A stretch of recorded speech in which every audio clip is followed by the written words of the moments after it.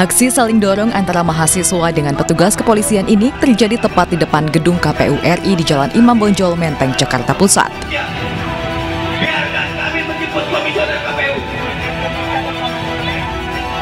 Sejumlah mahasiswa di barisan terdepan berusaha menerobos barikade polisi untuk bisa merangsak masuk ke dalam gedung KPU. Massa yang menamakan diri Liga Mahasiswa Nasional Demokratik menuding KPU telah melakukan berbagai kecurangan dalam proses pelaksanaan tahapan pemilu 2024. Hari ini kecurangan itu dilakukan secara sengaja oleh badan yang bertanggung jawab. Massa juga menduga adanya kecurangan dalam proses verifikasi faktual pemilu 2024. Kejanggalan yang dilakukan oleh KPU, kecurangan yang dilakukan oleh KPU, bahkan koalisi masyarakat sipil yang menginginkan pemilu bersih. Meski tidak ada satupun perwakilan KPU yang keluar menemui massa, mahasiswa mengancam akan kembali menggelar aksi unjuk rasa dengan jumlah massa yang lebih besar hingga tuntutan mereka dipenuhi. Dari Jakarta, Rani Sanjaya, iNews melaporkan. Unjuk rasa menuntut perubahan masa jabatan dari 6 tahun jadi 9 tahun yang digelar ribuan kepala desa dan juga perangkat desa di depan gedung DPR Jakarta diwarnai saling dorong. Sempat terjadi ketegangan saat polisi berusaha membubarkan paksa massa agar tidak menutup seluruh badan jalan.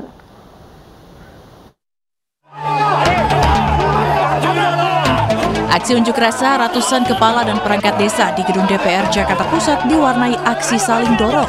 Saling dorong terjadi karena polisi berusaha membubarkan massa yang menutupi badan jalan dan menyebabkan kemacetan lalu lintas. Aksi yang digelar ratusan kepala desa dan perangkat desa seluruh Indonesia merupakan bentuk protes mereka terhadap peraturan pemerintah yang berkaitan dengan keuangan negara.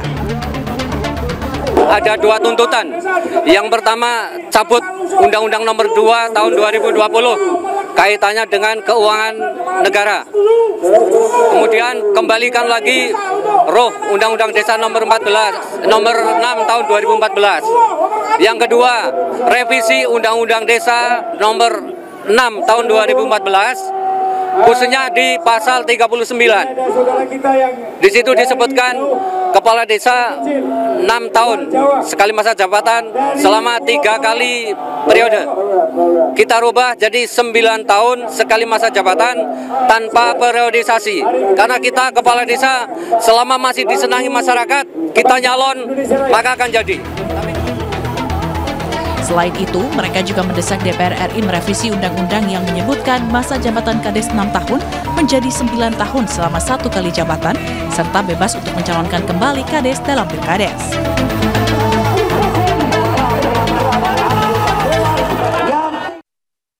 Ratusan warga Jember unjuk rasa dengan menutup jalan dengan batu dan membakar ban bekas. Tidak hanya itu saja pemirsa, pendemo bahkan nekat masak dan menanak nasi di tengah jalan raya.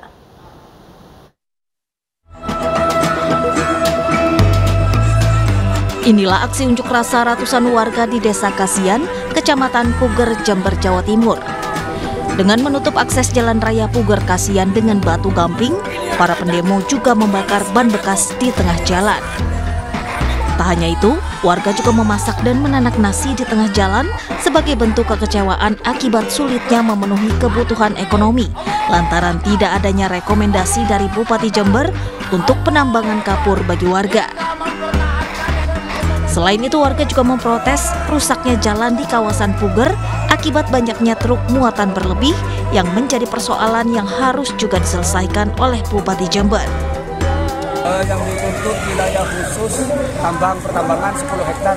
Yang kemarin untuk rakyat, yang kemarin tanggal 11 Januari sudah kita klaim.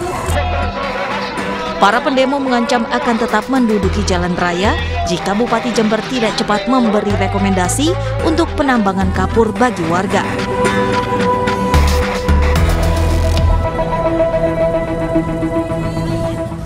Kaget, tapi kemudian Yosua mengancam Yang Mulia. Kemudian istri saya menyampaikan dia kemudian melakukan perkosaan terhadap istri saya.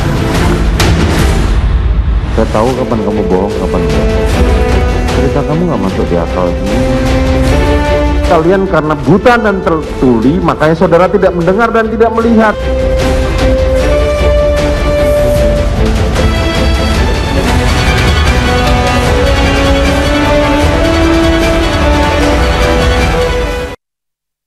Perbuatan terdakwa mengakibatkan hilangnya nyawa korban Nofriansah Yosua Huta Barat dan luka dan duka yang mendalam bagi keluarganya.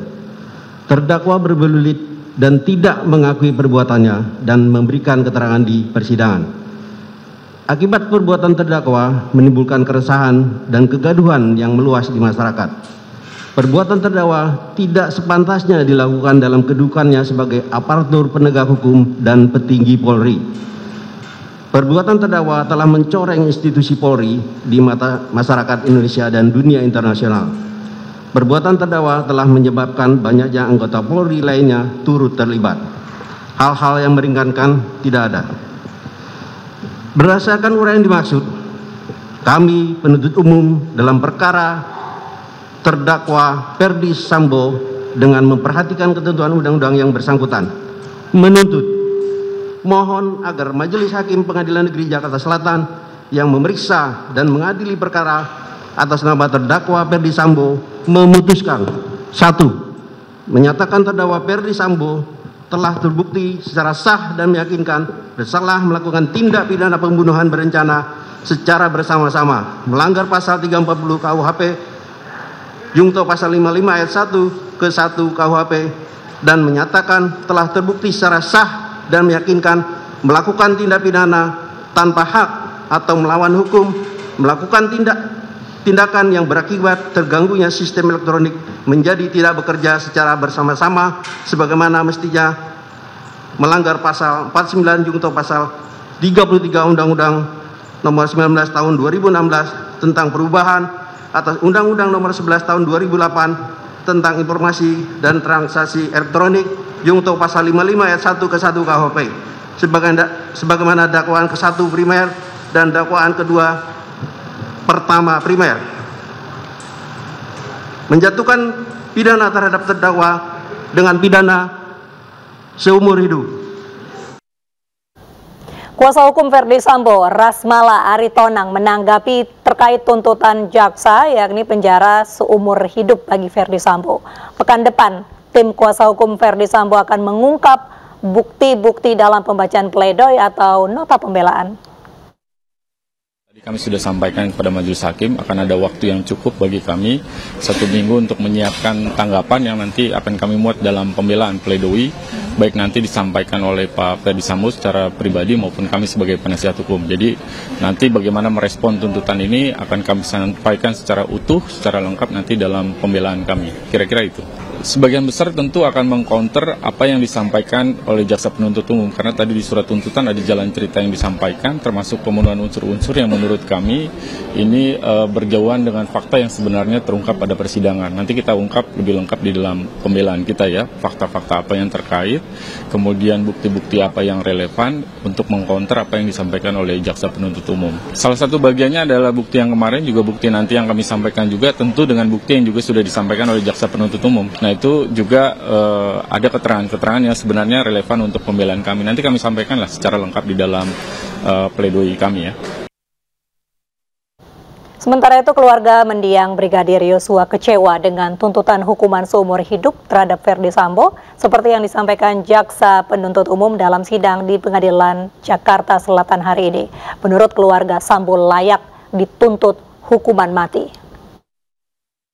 Karena sudah anak kami dibunuh secara sadis dan biadab, tetap mereka kukuh atau kekeh mempertahankan fitnah kepada anak kami, fitnah yang sangat kejam daripada pembunuhan. Kami mohon hukuman yang seberat-beratnya yang setimpal dengan kejahatan mereka. Jadi harapan kami sebagai ibu, mohon jaksa penuntut umum maupun hakim, sebagai harapan kami utusan Tuhan di muka bumi ini, kami sebagai umat yang terjolimi, masyarakat yang kecil, orang tua yang telah ditinggalkan anak kami, mohon kami diberikan keadilan yang seadil-adilnya, setimpal dengan perlakuan kejahatan mereka, pembunuhan yang sangat sadis kepada anak kami.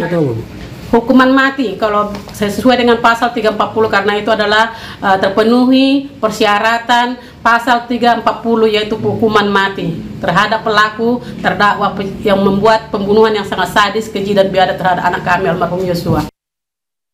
Jaksa menilai Verdi Sambo terbukti merencanakan pembunuhan Yosua. Sambo dinilai memiliki cukup waktu berpikir dan memutuskan untuk membunuh Yosua. Fakta tersebut merupakan pembunuhan yang direncanakan. Ada unsur sengaja dan direncanakan adalah dolus premeditatus yang menjadi syaratnya, yakni memutuskan kehendak, dilakukan dalam keadaan tenang, dan ada waktu antara memutuskan kehendak dan pelaksanaan kehendak. Sikap batin dan pelaksanaan tidak ada pelaksanaan kehendak. Sikap batin dan pelaksanaan tidak ada interval waktu. Maksudnya, berencana adalah si petindak ada interval waktu berpikir untuk melakukan maupun tidak melakukan. Berbeda dengan yang dilakukan secara tiba-tiba, yang dilakukan secara irasional. Pendapat ahli hukum pidana tersebut sejalan dengan pendapat ahli Profesor Dr. Muhammad Mustafa MA, merupakan ahli kriminologi yang mengemukakan pendapatnya di bawah sumpah di hadapan persidangan terlampir dalam berkas perkara, yang intinya bahwa pada intinya ahli berpendapat kriminologi adalah ilmu pengetahuan ilmiah yang mempelajari kejahatan dan gejala sosial. Kriminologi dalam hubungannya hukum pidana memberikan pengalaman empiris untuk membuat terang perkara dari gejala sosial dan memetakan perilaku sosial dan perilaku kejahatan. Peristiwa pembunuhan ada dua teori besar. Pertama, pembunuhan tidak direncanakan, dan kedua, perencanaan. Pembunuhan tidak direncanakan merupakan reaksi seketika dari pelaku. Tidak direncanakan merupakan reaksi ketiga dari pelaku. Alat yang digunakan adalah alat yang ditemukan di tempat itu, tidak dipersiapkan. Pembunuhan direncanakan ada cukup waktu bagi pelaku untuk berpikir, untuk berinteraksi, melakukan atau tidak melakukan. Ukuran jangka waktu adalah relatif. Pembunuhan berencana telah memprovokasi amarah pelaku dan berpikir melakukan tindakan baik membunuh maupun balas dendam. Akan tetapi motivasi positif dalam menyebabkan pembunuhan berencana. Pembunuhan berencana, pelakunya biasanya akan meninggalkan jejak setelah peristiwa terjadi. Ia menyadari kesalahan dan berusaha. Tindakan terdakwa Verdi Sambo yang masih sempat bermain badminton sudah menunjukkan adanya perencanaan. Motif tidak menjadi fokus karena sifatnya sangat individual dan tidak spesifik.